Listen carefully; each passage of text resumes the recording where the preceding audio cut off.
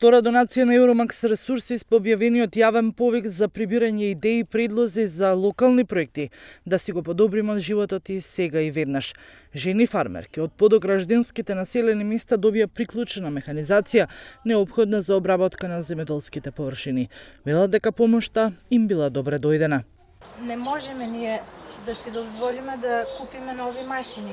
Оваа механизација значи одење напред, унапредување на земјоделието, на сточарството.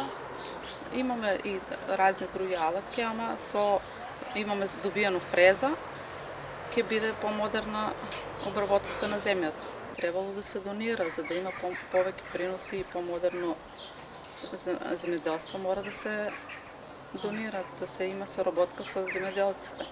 Сашко Поповски од невладината организација Slow Food Огражден, кој е апликант, посочува дека по претходно направена анализа, донацијата е од особена важност, што оваа механизација опрема останува во трајна корист за индивидуалното земјоделство, фармерство и пред се во развојот на женското предприемништво во целиот регион.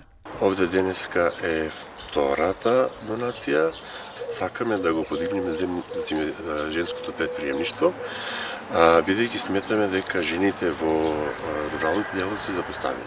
Од Евромакс Ресурсис ја предадоа донацијата на невладината организација Slow Food Огражден и жените фармерки, потенцирајќи дека особено се задоволни што подаваат поддршка на локални проекти во Струмичкиот регион, особено во земјоделскиот сектор.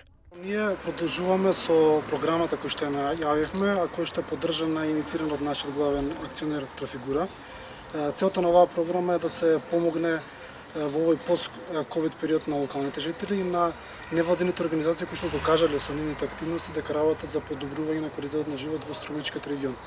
Оваа донација е втора по објавувањето на јавниот повик. Во претходната жените фармери од општините Ново село и Босилово добија материјали за одгледување цвеќиња, системи за грејење на стакларник за декоративни цвеќиња, рачен мултикултиватор, култиватор за трактор и друга приклучна механизација и репроматеријали.